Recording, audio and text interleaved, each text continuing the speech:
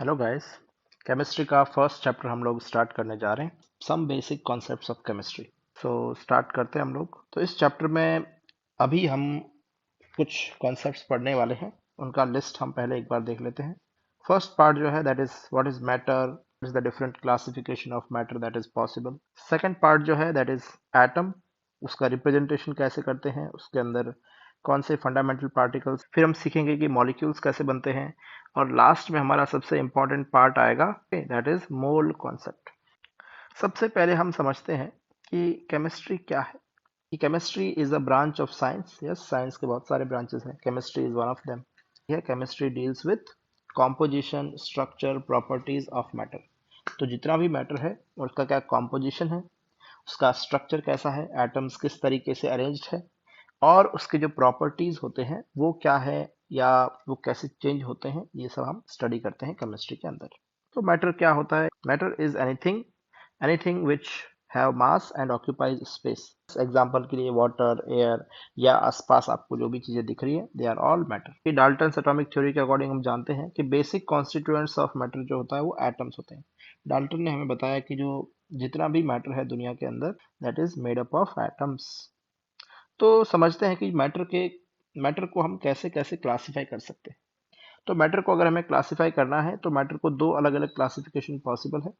सबसे पहले हम फोकस करते हैं फिजिकल क्लासिफिकेशन के ऊपर। Here we talk about the physical state of matter. तो इसके अंदर हम जानते हैं कि मेनली हमारे पास तीन स्टेट्स ऑफ मैटर होती है, that is solid, liquid and gas. इसके अलावा भी कुछ स्टेट्स ऑफ मैटर होते हैं, और भी बहुत सारे। जैसे for example plasma is one of them. So plasma is basically a very high temperature state of matter. Yes, अगर आप किसी मैटर को बहुत ज़्यादा हीट कर देंगे, बहुत ज़्यादा लैक्स ऑफ डिग्री सेल्सियस में, तो प्लाज्मा फॉर्म करता है। For example our sun and the other stars that we see in the sky, they are having plasma basically. Bose Einstein condensate बहुत ही लो टेम्परेचर की एक स्टेट होती है। बेसिकली द थिंग इज कि जो हमारा जो सॉलिड, लिक्विड, गैस कोई भी मैटर है, उसको अगर हमने बहुत ज़्यादा हीट किया तब भी उसकी कुछ प्रॉपर्टी चेंज हो जाती है, और अगर हमने बहुत ही कम टेम्परेचर पे उसको लेकर के गए तब भी कुछ प्रॉपर्टीज चेंज हो जाती है। बट हमें सिर्फ तीन ही स्टेट्स का ध्यान रखना है, that is solid, liquid, gas, क्योंकि हम कॉमनली यही ऑब्जर्व करते हैं, एंड हमारे सिलेबस में ये तीन ही है जिनके बारे में हमको स्टडी करना है। So that is the physical classification. So matter, हम ध्यान रखें कि मैटर के तीन स्टेट्स होते हैं, सॉलिड, लिक्विड, गैस। अब कोई भी सॉलिड सॉलिड क्यों होता है, कोई लिक्विड लिक्विड क्यों होता है, या फिर कोई कोई मैटर गैस फॉर्म में क्यों है, तो इसको हम एक्सप्लेन करते हैं इंटरमॉलिक्यूलर फोर्स ऑफ अट्रैक्शन से। Intermolecular force of attraction, solid में इंटरमॉलिक्यूलर फोर्स ऑफ अट्रैक्शन काफ़ी ज़्यादा होता है, लिक्विड में अगर हम बात करेंगे तो थोड़ा कम होता है, और गैसेस में लगभग नेग्लिजिबल होता है। Yes, so with that let's come to the chemical classification. Chemical classification अगर हम देखें तो हमारा जो मैटर है वो या तो प्योर सब्सटेंस होगा, या फिर किसी न किसी चीज़ का मिक्सचर होगा। तो जो प्योर सब्सटेंस होता है, प्योर सब्सटेंस में भी अगेन दो पॉसिबिलिटीज है कि आपका जो सब्सटेंस है वो प्योर एलिमेंट फॉर्म में हो, बेसिकली एटम्स ही हो, है ना। एटम्स साथ साथ आ गए हो तो उसको एलिमेंट या एलिमेंटल फॉर्म बोलते हैं। तो एलिमेंट हम जानते हैं कि एलिमेंट्स को हम मेटल, नॉन मेटल, मेटलॉइड, ऐसे अलग अलग कैटेगरीज में डिवाइड कर सकते हैं। और एलिमेंट फॉर्म की एक खासियत है कि इसके अंदर आपको सिंगल टाइप के ही एलिमेंट, सिंगल टाइप के ही एटम्स मिलेंगे। यस, ओनली एक ही टाइप के एटम अगर होंगे तो उसको हम एलिमेंट या एलिमेंट फॉर्म बोलेंगे। अगर दो या उससे ज्यादा टाइप के एलिमेंट एक साथ कंबाइन हो गए, दो या उससे ज्यादा, तो that will be called compound. Basically हम ऐसा बोल रहे हैं कि अगर दो टाइप के एटम एक साथ आ गए, है ना। एग्जाम्पल अगर हम बात करें जैसे H2O, तो ये भी एक कंपाउंड है। एलिमेंट अगर हम बात करेंगे जैसे sodium is an element, oxygen is an element, ozone भी एक एलिमेंट फॉर्म है ऑक्सीजन का। अगर हम मिक्सचर की बात करेंगे तो मिक्सचर हमारे पास में दो टाइप के होते हैं, एक होता है होमोजीनियस मिक्सचर और दूसरा है हेट्रोजीनियस मिक्सचर। डायरेक्ट एग्जांपल से समझते हैं कि वाटर के अंदर हमने सॉल्ट मिक्स किया। हम जब वाटर और सॉल्ट के मिक्सचर को देखेंगे तो वो हमको वन फेज सिस्टम की तरह दिखेगा, मतलब दिखने में वो एक ही जैसा है। हम बता ही नहीं सकते कि इसके अंदर सॉल्ट मिक्स है कि नहीं जब तक उसको टेस्ट काइंड ऑफ नहीं करेंगे। यस, तो आपने दो चीज़ों को मिक्स किया और मिक्स होकर के वो बिल्कुल एक जैसा ही अगर दिख रहा है तो हम उसको वन फेज सिस्टम बोलेंगे। यस, बेसिकली कॉन्सेंट्रेशन हर जगह पे सेम हो जाता है। और अगर आपका जैसे आपने वाटर प्लस सैंड को मिक्स किया है तो डेफिनेटली हम ये देखते हैं कि जो सैंड है वो नीचे की तरफ इकट्ठा हो जाता है और वाटर जनरली ऊपर रहता है। तो यहाँ पे हमको साफ साफ दो चीजें दिखाई दे जाएगी, है ना, एक तो सैंड के पार्टिकल्स और दूसरे वाटर जो है वो दिखाई देगा। तो ये बेसिकली टू फेज या फिर मल्टीपल फेज सिस्टम हो गया। तो इसको हम हेट्रोजीनियस मिक्सचर बोलेंगे। वाटर और ऑयल दोनों को मिक्स करेंगे तब भी बेसिकली वो अच्छे से मिक्स नहीं होते हैं। ऑयल जनरली ऊपर रहता है, वाटर जनरली नीचे रहता है।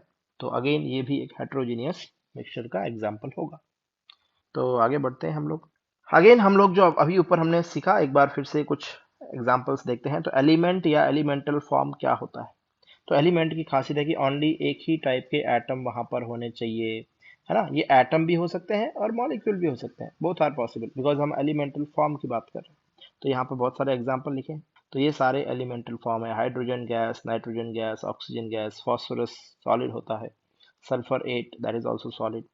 तो ये अलग अलग एलिमेंटल फॉर्म है, अलग अलग एलिमेंट्स के, एटम्स के। अगर हम बात करते हैं कंपाउंड्स की, तो टू और more type of atoms combine to form compounds. अगर दो या उससे ज़्यादा टाइप के एलिमेंट अगर एक साथ आ गए तो जो चीज़ बनती है उसको हम बोलते हैं कंपाउंड्स। कंपाउंड्स हम बहुत सारे एग्जांपल ले सकते हैं। वाटर इज अ कंपाउंड जिसके अंदर हाइड्रोजन और ऑक्सीजन के एटम्स आ गए हैं। अगर हम बात करें अमोनिया NH3 की, तो इसके अंदर नाइट्रोजन और हाइड्रोजन कंबाइन हो गए हैं। ऐसे ही हम और भी बहुत सारे एग्जांपल ले सकते हैं। CO2, CH4, H2SO4, HNO3, glucose, these are all examples of compounds. अब हम यहाँ पे बार बार एक वर्ड आया है कि हम लोग जब केमिस्ट्री पढ़ते हैं तो केमिस्ट्री में बेसिकली हम प्रॉपर्टीज को स्टडी करते हैं, प्रॉपर्टीज ऑफ मैटर। तो व्हाट आर दीज प्रॉपर्टीज? क्या होती है ये प्रॉपर्टीज? ओके, लेट अस सी। तो जो प्रॉपर्टीज की हम जो बात कर रहे हैं, तो प्रॉपर्टीज में बेसिकली हमारे पास में मैटर की दो टाइप की प्रॉपर्टी हो सकती। तो फर्स्ट होता है फिजिकल प्रॉपर्टीज। तो फिजिकल प्रॉपर्टी अगर हम बिल्कुल सिंपल लैंग्वेज में समझना चाहें तो ये कुछ ऐसी प्रॉपर्टीज होती है जिनको हम चेक कर सकते हैं बिना किसी रिएक्शन के। अगर आपने रिएक्शन के बिना कुछ प्रॉपर्टीज को चेक कर लिया तो वो कहलाती है फिजिकल प्रॉपर्टीज। जैसे for example melting point, boiling point, colour. Colour तो डायरेक्ट देखते ही पता चल जाता है। तो जो चीज देखते ही डायरेक्ट आइडिया लग जाए हमको या हमारे किसी सेंस से, तो वो फिजिकल प्रॉपर्टीज में आती है। सॉल्युबिलिटी, तो वाटर में जब किसी चीज को घोलते तो रिएक्शन नहीं होती है वहां पे, है ना, दैट इज जस्ट सॉल्वेशन। या किसी चीज का जो स्मेल है वो हम सेंस कर सकते हैं बिना रिएक्शन करवाए।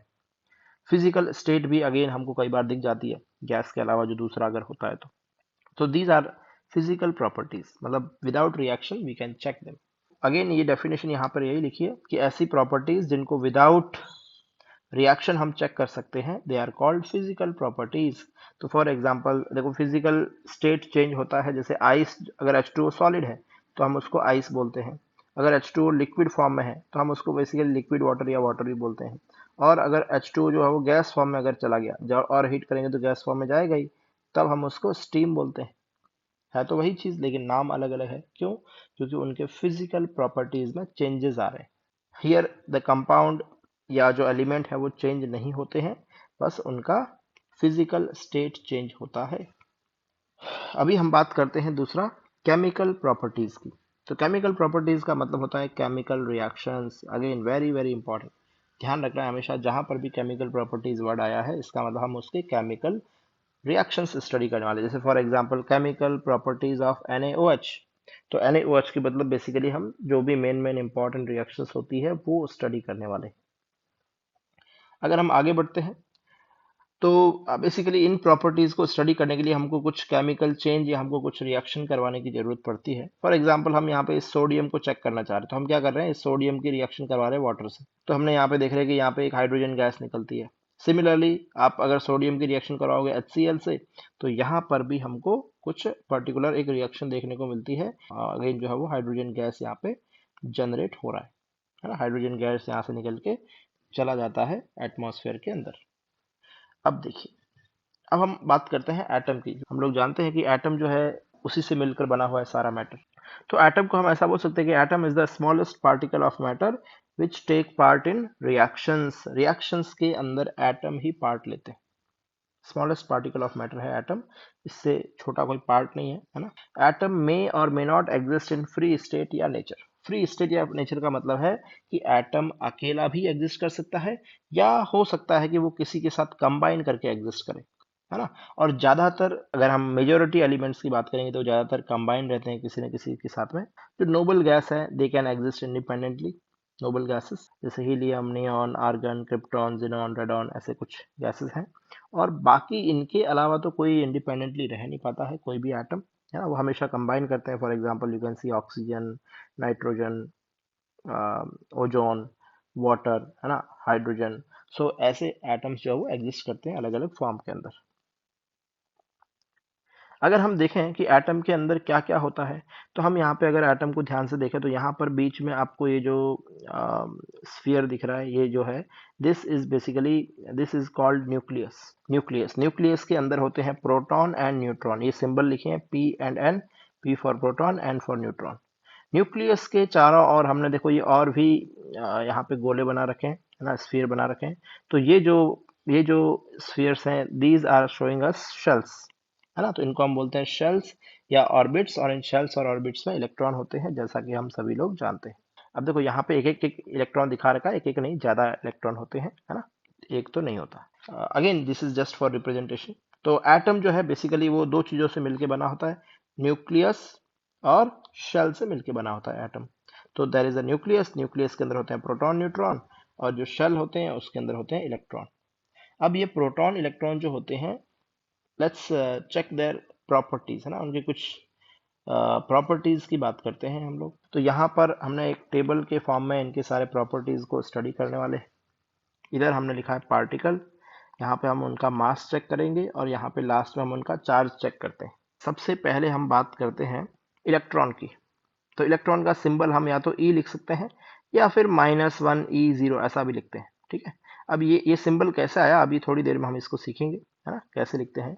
तो इलेक्ट्रॉन का जो मास आता है दैट इज 9.11 इंटू 10⁻31 kg, इतना होता है, -31 kg, 9.1 into 10⁻31 kg, that is the mass of electron. और इलेक्ट्रॉन के ऊपर जो चार्ज होता है that is -1.602 into 10⁻19 coulomb. Okay.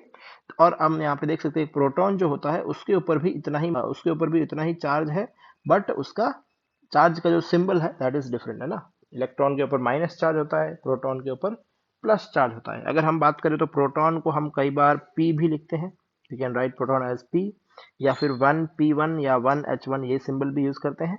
Again हम थोड़ी देर में सीखेंगे ये सिंबल ऐसा क्यों है।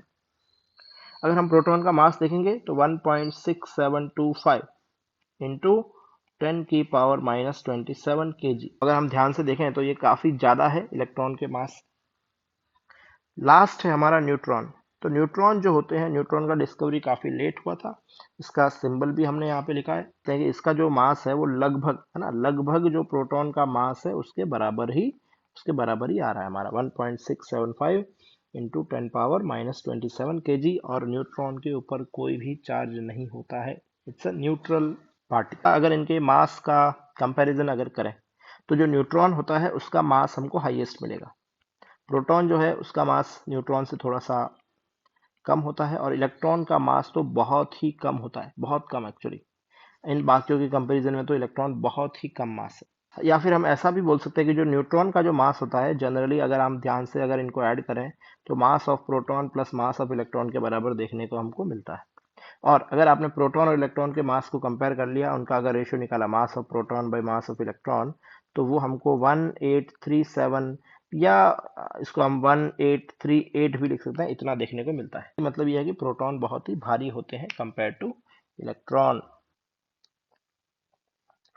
अभी देखो हमने कुछ ऊपर रिप्रेजेंटेशंस देखे थे या सिंबल्स देखे थे। तो ये रिप्रेजेंटेशन क्या है, एटम का रिप्रेजेंटेशन कैसे करते हैं हम लोग, लेट अस सी हियर। अच्छा, तो यहाँ पे देखो सबसे पहले यहाँ पे हम लोग लिखते हैं, इधर लिखते हैं z, इधर लिखते हैं x, और यहाँ पे लिखते हैं a, है ना। ये a इधर भी हो सकता है, ठीक है, दोनों तरफ चलता है। यहाँ पर ये जो x है, x is basically symbol of element. तो किसी भी एलिमेंट का सिंबल होता है यहाँ पे बीच में। उसके ऊपर की तरफ हम जनरली लिखते हैं एटॉमिक मास। एटॉमिक मास जो कि होता है number of proton plus neutron के बराबर। और यहाँ पे नीचे की तरफ हम लिखते हैं एटॉमिक नंबर, और एटॉमिक नंबर जो होता है वो होता है नंबर ऑफ प्रोटॉन के बराबर। एग्जाम्पल देखते हैं इधर। तो यहाँ पे देखिए हमने लिखा है Li, ऊपर की तरफ 7 लिखा है और नीचे की तरफ 3 लिखा है। तो Li हम जानते हैं कि ये तो लिथियम का सिंबल है। लिथियम का मास होता है 7 और इसका जो एटॉमिक नंबर होता है वो 3 होता है। Hydrogen, helium, lithium third number पे ही आता है लिथियम। तो हम बोल सकते हैं कि जो लिथियम है उसका एटॉमिक नंबर 3 है, तो और उसमें 3 प्रोटॉन होंगे। अगर हम इसके एटॉमिक मास की बात करें दैट इज 7, और वो 7 क्या है, प्रोटॉन प्लस न्यूट्रॉन दोनों मिला करके 7 है। अगर हमें न्यूट्रॉन का नंबर फाइंड करना है, तो अगर हमें न्यूट्रॉन का नंबर फाइंड करना है तो न्यूट्रॉन का नंबर हम फाइंड कर सकते हैं a माइनस जेड से। क्यों, कैसे? तो a माइनस जेड से इसलिए फाइंड कर सकते हैं क्योंकि ये जो a होता है, ये जो a होता है, a तो बेसिकली हमारा ये प्रोटॉन प्रोटॉन प्लस न्यूट्रॉन होता है, और जो हमारा z होता है that is basically number of proton. तो ये p से p यहाँ पे कैंसिल हो गया और हमको क्या मिल गया, न्यूट्रॉन मिल गया। इसके अलावा अगर हम इलेक्ट्रॉन की बात करेंगे तो इलेक्ट्रॉन हम निकालने के लिए हमेशा हमेशा हम क्या देखेंगे, नंबर ऑफ प्रोटॉन को देखेंगे। और किसी भी इन atoms, okay, number of proton should be always equal to number of electrons. Yes, क्योंकि एटम्स जो होते हैं वो होते हैं न्यूट्रल। आयंस की बात नहीं कर रहे, एटम्स की बात कर रहे हैं, और एटम्स होते हैं न्यूट्रल। और न्यूट्रल है अगर तो उसके अंदर जितने प्रोटॉन होंगे उतने ही इलेक्ट्रॉन का होना जरूरी है, अदरवाइज वो न्यूट्रल नहीं होगा। Let us see few examples, कुछ एग्जांपल्स की बात करते हैं। अगर हम एग्जांपल की बात करें तो यहाँ पर हमने लिखा है C614, C614। तो यहाँ पर ये जो नीचे है वो होता है नंबर ऑफ प्रोटॉन, या Z बोल सकते हैं, जो कि 6 आएगा। अगर प्रोटॉन 6 है तो इलेक्ट्रॉन भी 6 ही आएगा, हमको पता है, अभी हमने जस्ट ऊपर लिखा है कि एटम न्यूट्रल होता है। और अगर हमको न्यूट्रॉन निकालना है तो न्यूट्रॉन के लिए आप a माइनस जेड, यानी कि ऊपर वाले नंबर में से नीचे वाला नंबर को माइनस करेंगे तो आपको आंसर मिल जाएगा। तो यहाँ पर हमारे पास में 8 न्यूट्रॉन हमको देखने को मिल रहे हैं। अगर मान लो हमने ऐसे लिख दिया C6, ये 14 है और यहाँ पर +2 भी लिखा है, तो ध्यान रखना अगर कहीं +2 या -2 ऐसा कुछ अगर लिखा हुआ होता है प्लस माइनस के साथ में, तो जनरली ये एक चार्ज को हम लोग यहाँ पे नोट कर रहे हैं। और हमको पता है कि देखो 6 यहाँ पे है तो एटॉमिक नंबर तो 6 हो गया, प्रोटॉन तो 6 हो गए। लेकिन लेकिन यहाँ पर समझने वाली बात यह है कि यहाँ पर अब नंबर ऑफ इलेक्ट्रॉन जो है वो चेंज हो जाएगा। क्यों? क्योंकि +2 लगा है यहाँ पे। +2 का मतलब है कि 2 इलेक्ट्रॉन चले गए हैं, है ना। अगर ये नहीं जाते तो 6 आता जितना कि प्रोटॉन है, लेकिन यहाँ से 2 इलेक्ट्रॉन चले गए हैं, तो अब हमारा जो आंसर आएगा नंबर ऑफ इलेक्ट्रॉन का वो 4 ही आएगा। न्यूट्रॉन का नंबर बिल्कुल वैसे ही निकालेंगे जैसा हमने अभी थोड़ी देर पहले निकाला है, a माइनस जेड, तो वो फिक्स ही रहेगा, 8 रहता है यहाँ पर। ऐसे ही अगर हम बात करें इसकी 2He4 और ऊपर +2 भी लिखा इधर, तो दिस इज बेसिकली, इसको हम अल्फा पार्टिकल भी बोलते हैं या फिर हम इसको हीलियम न्यूक्लियस बोल सकते हैं। तो यहाँ पे अगर हम बात करें तो नंबर ऑफ प्रोटॉन आएगा 2, क्योंकि नीचे का नंबर 2 है। अगर नंबर ऑफ इलेक्ट्रॉन निकालना है तो इलेक्ट्रॉन देखो, अगर ये नहीं होता तो 2 आता, लेकिन क्योंकि हमने दोनों के दोनों इलेक्ट्रॉन रिमूव कर दिए हैं तो 2 - 2 यहाँ पे अब इलेक्ट्रॉन का नंबर 0 आ जाएगा। कोई इलेक्ट्रॉन है ही नहीं यहाँ पे, सिर्फ न्यूक्लियस बचा हुआ है। और अगर हम नंबर ऑफ न्यूट्रॉन की बात करेंगे तो न्यूट्रॉन तो बेसिकली ऊपर वाले नंबर में से नीचे वाला नंबर माइनस करना होता है, तो हमको आ जाएगा आंसर 2। Very easy. इसको आप अभी के लिए इग्नोर मारिए, हम इसको आगे पढ़ें। अब हम आगे हैं कि ये एटॉमिक मास जो है, एटॉमिक मास हम कैसे या किससे कंपेयर करके कैलकुलेट करते हैं, ठीक है। तो हम अभी बेसिकली एटॉम, जैसे हम अगर कुछ सामान खरीदने जाते हैं दुकान पे, तो वहाँ पे वो 1 किलो का वेट रखा होता है ना, तो दुकानदार हमको उसके हिसाब से, हम 1 किलो शुगर लेंगे तो ये वेट रखेगा एक तरफ, और दूसरी तरफ हमको 1 किलो शुगर उसके हिसाब से तोल के वो मिल जाती है। सिमिलरली हम अगर एटॉमिक मास अगर हमको लेना है तो उसके लिए भी हमको कुछ स्टैंडर्ड यूज करना पड़ेगा।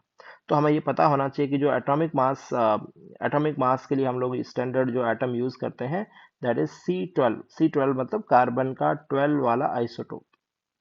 आइसोटोप क्या होता है हम लोग आगे पढ़ेंगे, लेकिन अभी के लिए ऐसे याद रखो कि C12 यूज करते हैं एज स्टैंडर्ड मास। स्टैंडर्ड मास के लिए स्टैंडर्ड एटम जो यूज करते हैं दैट इज C12। और स्टैंडर्ड मास क्या होगा, तो स्टैंडर्ड मास में हम क्या करते हैं, मास ऑफ 1 कार्बन एटम निकालते हैं, 1 कार्बन 12 एटम, और उसको 12 से डिवाइड कर देते हैं, और जो नंबर हमको मिलेगा उसको हम बोलते हैं स्टैंडर्ड मास। तो ये जो एक कार्बन का जो मास है ना, एक कार्बन एटम का जो मास है वो हमको मास स्पेक्ट्रोमीटर से डायरेक्टली मिल जाता है।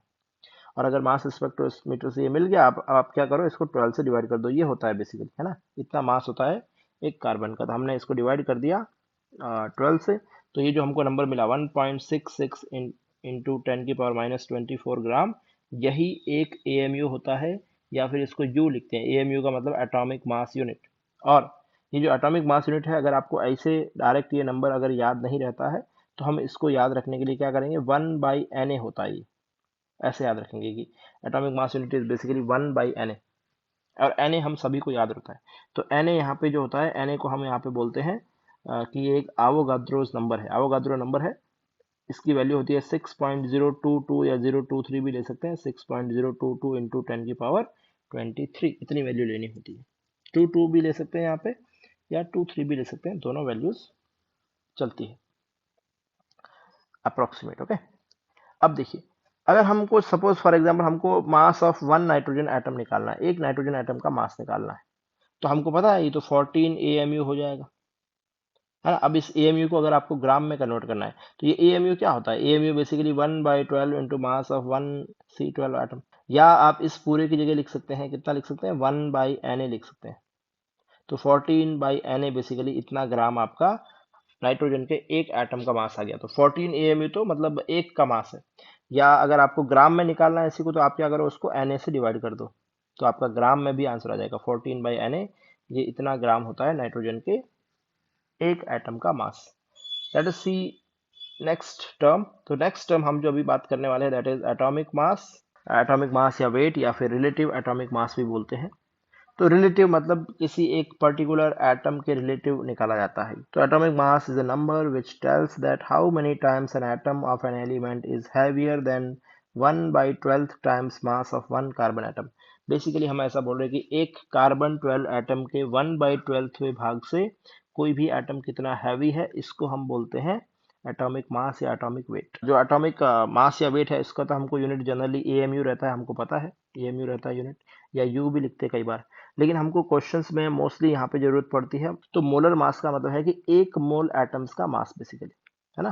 तो mass of 1 mole of substance जो होगा, that is called molar mass. अगर हम एग्जांपल लेते हैं ऑक्सीजन का, तो ऑक्सीजन का वेट आपको अगर ऐसा लिखा है कि 16 AMU है, 16 AMU ऑक्सीजन है, तो AMU जब भी आएगा मतलब यहाँ पर बेसिकली बात चल रही है सिंगल एटम की। तो 16 AMU that is the mass of one single oxygen atom. और अगर यही वेट आपको ग्राम में दिया गया, ऑक्सीजन का वेट 16 ग्राम है, तो हमको समझ जाना है कि जो ये 16 ग्राम जो है, ये mass of 1 mole of oxygen atom है ना।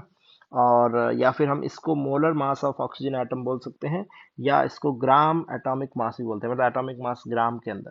यूनिट, ओके, यूनिट पे फोकस करना है, यूनिट चेंज होते ही मीनिंग भी यहाँ पर चेंज हो रहा है, कंफ्यूज नहीं होना है। दो ही यूनिट होते हैं, AMU या फिर ग्राम। AMU मतलब सिंगल की बात चल रही है, और ग्राम है तो मतलब वो एक मोल की बात चल रही है डायरेक्ट। तो आपको 30 तक गाइज ये जो एटॉमिक नंबर है ये पता होने चाहिए। एटॉमिक नंबर तो 30 तक पता होना चाहिए, और कौन से नंबर पे कौन सा एलिमेंट है ये भी हमको जानकारी होनी चाहिए। और इनके सबके एटॉमिक मास जो है वो आपको यहाँ पे लिखे हुए दिख रहे हैं, और हम इनके अप्रोक्सीमेट वैल्यू यूज करते हैं। जैसे हाइड्रोजन का आप 1 यूज करेंगे, हीलियम का हम 4 यूज करते हैं, लिथियम का हम 7 यूज कर लेते हैं, इसका बेरिलियम का 9 यूज करते हैं, इसका 11 यूज करते हैं। तो इनको वैल्यूज को आपको याद रखने की जरूरत नहीं है। ये जो वैल्यूज है ये जनरली क्वेश्चन पेपर्स में दी हुई होती है, नीट या जेई हो दोनों में। क्लोरीन का जो मास है वो दिखेगा 35.5, ये बहुत ही इंटरेस्टिंग है। इसके अलावा हम अगर सीधा यहाँ पे आते हैं कॉपर, तो कॉपर का भी हमको पॉइंट में दिखता है 63.5। ये कैसे आया ये भी हम सीखेंगे थोड़ी देर में। इसके अलावा और भी कुछ आइटम्स होते हैं, उनके भी मास अगेन आपको क्वेश्चन में दिए हुए रहेंगे। जैसे यहाँ पे एक दो लिखा है Br, जो Br रहता है वो 80 होता है उसका मास। जो Ag होता है अर्जेंटम सिल्वर, उसका 108 रहता है। तो ये मास जो है ये अगेन हमको याद नहीं रखना है, ये एग्जाम में दिए हुए रहते हैं मास पेपर के जनरली फर्स्ट पेज। और अभी आप अगर कोई कैलकुलेशन करते हो आपको मास नहीं पता है, तो आप इस टेबल से देख करके यहाँ से मास आप ले सकते हैं। आगे बढ़ते हैं, और ये जो जितना भी हमको ये एटॉमिक मास यहाँ पे दिख रहा है, this is basically average atomic mass, है ना। ये एवरेज एटॉमिक मास बेसिकली हम लोग जनरली तब निकालते हैं जब हमारे पास में किसी एटम के बहुत सारे आइसोटोप होते हैं, है ना। और जनरली मैक्सिमम एटम के आइसोटोप होते ही हैं, एग्जिस्ट करते हैं अलग अलग फॉर्म में। तो जब भी आइसोटोप हमारे पास में होंगे, या जब भी हमारा एटम जो है उनके आइसोटोप्स होते हैं, तो हम वहाँ पर एवरेज एटॉमिक मास फाइंड करते हैं। एवरेज एटॉमिक मास कैसे फाइंड करते हैं, बहुत ही सिंपल सा फॉर्मूला है एवरेज एटॉमिक मास का, कि आप क्या करते हो, आप समेशन करते हो परसेंटेज अबंडेंट इनटू उसका एटॉमिक मास, और फिर नीचे आ जाएगा टोटल परसेंटेज जो कि 100 ही होने वाला है। हम इसके ऊपर एक दो न्यूमेरिकल करेंगे प्रैक्टिस के लिए बाद में। या फिर इसका फॉर्मूला में देखो, कई बार क्या होता है, परसेंटेज नहीं दे करके वहां पर रेशियो भी दिया होता है आपको, कि इतना रेशियो में फर्स्ट वाला आइसोटोप है, देन इतना रेशियो में सेकंड वाला आइसोटोप है। तो वहां पर भी उसका रेशियो इनटू उसका एटॉमिक मास, उस एटम का, फिर दूसरा वाला आइसोटोप इनटू उसका दूसरे वाले एटम का, दूसरे वाले आइसोटोप का रेशियो इनटू उसका atomic mass upon total ratio हम यहाँ पे नीचे ले लेंगे, तो हमको एवरेज एटॉमिक मास का आंसर मिल जाएगा। यस।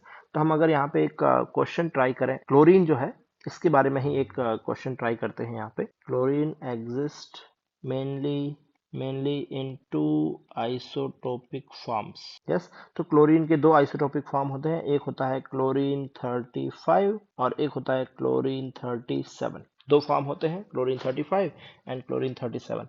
और आपको इनका मान लो परसेंटेजेस भी दिया है। तो क्लोरीन 35 जो है इसका परसेंटेज आपको गिवन है, ये परसेंटेज आपको दिया है सपोज 75%, और इसका जो परसेंट, अगर ये 75 है तो डेफिनेटली ये वाला 25% ही होगा। और हमसे पूछा गया है कि find average atomic mass of chlorine, atomic mass of chlorine. तो क्लोरीन का एटॉमिक मास कैसे निकालेंगे, अगेन हमारे पास में ऊपर फॉर्मूला है। तो एवरेज एटॉमिक मास जो है that is percentage abundance into atomic mass of that particular isotope. Okay, तो देखो डायरेक्ट हम फॉर्मूले में वैल्यू रखते हैं यहाँ पर। तो देखो फर्स्ट वाला जो उसका परसेंटेज अबंडेंस है 75% इंटू उसका एटॉमिक मास है 35। फिर आ जाते हैं हम लोग सेकंड वाला, तो सेकंड वाला हमारा है 25% इंटू उसका जो अबंडेंस है एटॉमिक मास है दैट इज 37 अपॉन में कर देंगे टोटल परसेंटेज। जो टोटल परसेंटेज तो 100 ही होता है हमेशा, 75 प्लस 25। यस। अगर हम ये कैलकुलेशन करते हैं, अगर ये कैलकुलेशन हम करें तो हमको मिलेगा 3550 अपॉन 100, so that becomes 35.5। और अगर आप ध्यान से देखें तो ये 35.5 उतना ही है जितना हमने अभी थोड़ी देर पहले ऊपर यहाँ पर टेबल में नोटिस किया था। बहुत ही सिंपल रेशियो हमने लिया है ना, सिंपल परसेंटेजेस लिए हैं कैलकुलेशन के लिए। एक्चुअल इनका जो परसेंट है वो इतना नहीं होता, थोड़ा वेरी भी कर सकता है। यस। अगेन कॉन्सेप्चुअली हम लोग इस कॉन्सेप्ट को आई थिंक समझ गए हैं। तो आगे बढ़ते हैं। ऐसे आपको किसी भी एटम का परसेंटेज अबंडेंस दिया हो सकता है, फिर उसका मास भी दिया रहेगा और उसके हिसाब से आपको एवरेज एटॉमिक मास निकालने को बोला जा सकता है। फिर हम आ जाते हैं नेक्स्ट कॉन्सेप्ट के ऊपर। नेक्स्ट जो हमारा कॉन्सेप्ट है दैट इज मॉलिक्यूलर मास या फिर मॉलिक्यूलर वेट। एक ही बात है हमारे लिए दोनों के दोनों। क्या होता है मॉलिक्यूलर मास या मॉलिक्यूलर वेट? तो सीधा सीधा हमको क्या करना होता है, sum of atomic masses of all elements present in a molecule is molecular mass या मॉलिक्यूलर वेट। तो जो भी एटम है उन सब का सम करना होता है। जैसे अगर हम मान low molecular weight of H2O निकालना है, H2O का मॉलिक्यूलर वेट निकालना है, तो डेफिनेटली बहुत ही आसान है। यहाँ पर देखो हमारे पास में हाइड्रोजन कितने हैं, दो हाइड्रोजन है, एक ऑक्सीजन है। तो दो हाइड्रोजन का मास ले लो और एक ऑक्सीजन का मास ले लो। तो बेसिकली देखो हमने वही किया है यहाँ पे कि mass of hydrogen into number of hydrogen atom plus mass of oxygen into number of oxygen atom. तो अगर हम यहाँ पे ध्यान से देखें तो मास ऑफ हाइड्रोजन तो हमारा 1 ही होता है, 1 होता है। 1 इंटू हाइड्रोजन कितना है, 2, प्लस ऑक्सीजन का मास 16 इंटू उसका नंबर तो 1 ही है, तो हमारा जो मास जो आएगा वो 18 AMU आ जाएगा, 18 आ जाएगा बेसिकली। अगर हम मॉलिक्यूलर मास निकालते हैं मान लीजिए KOH का, यहाँ पर देखो 3 एटम है, K है, O है और H है। तो सबसे पहले K का ले लिया हमने 39, फिर O का है 16 और H का हो गया 1। तो टोटल अगर हम करेंगे तो दैट इज 46 आ जाएगा। H2SO4 जो है, H2SO4 में दो हाइड्रोजन है तो 2 इंटू 1 हो गया, एक हाइड्रोजन का एक होता है तो दो हाइड्रोजन का दो हो गया, प्लस सल्फर का होता है 32, और जो ऑक्सीजन है 4 है तो 4 इंटू 16, एक ऑक्सीजन का 16 होता है। अगर हम इन पूरे को ऐड करेंगे तो दैट इज कमिंग अराउंड 98। तो यानी कि H2SO4 जो है उसका मोलर मास या मॉलिक्यूलर मास 98 होता है। ऐसे ही हमारे पास में कुछ और भी एग्जांपल्स हैं। इनके आप मॉलिक्यूलर मास निकाल करके चेक करिए। मॉलिक्यूलर मास में भी हम बेसिकली ऐसा बोल सकते हैं कि दो अलग अलग यूनिट हमको देखने को मिल सकते हैं। यस। अगर आपको जैसे फॉर एग्जांपल H2O जो है उसका सपोज यहाँ पे आपको मास गिवन है और वो H2O का मास जो 18U या फिर 18 AMU लिखा है। तो अगर U या AMU आएगा तो हमको समझ जाना है कि ये जो बात चल रही है सिंगल वाटर मॉलिक्यूल की चल रही है। और अगर यूनिट में ग्राम में है, अगर यूनिट ग्राम में दिया गया है 18 ग्राम, तो that is the mass of 1 mole water molecule. 1 मोल ले लेना पूरा, अवोगाद्रो नंबर, बेसिकली उतने वाटर मॉलिक्यूल का ये मास होता है। या इसको हम molar mass of water water भी बोलते हैं, या फिर हम इसको gram molecular mass of water भी बोलते हैं। तो ग्राम मॉलिक्यूलर मास बेसिकली क्या होता है, तो that is the molecular mass expressed in grams. तो मॉलिक्यूलर मास को अगर हमने ग्राम्स में एक्सप्रेस कर दिया है तो वो कहलाता है ग्राम मॉलिक्यूलर मास। तो अभी के लिए इतना ही, बाकी आगे का कॉन्सेप्ट हम लोग नेक्स्ट क्लास में सीखेंगे। Thank you.